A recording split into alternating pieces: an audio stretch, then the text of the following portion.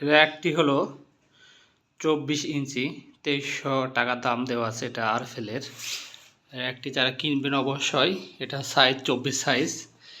এই আপনার রেটটা একটু জেনে রাখবেন। এটা আমি কিনলাম 1700 টাকা দিয়ে।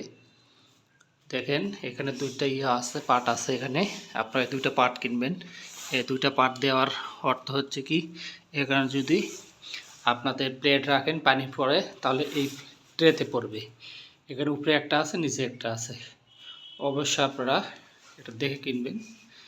তবে বাজারে আপনার কাছে অনেক রেট বেশি চাবে, তাই আপনি 2300 টাকা মূল্যের জিনিস আপনি 1700 টাকা দিয়ে কিনতে পারবেন।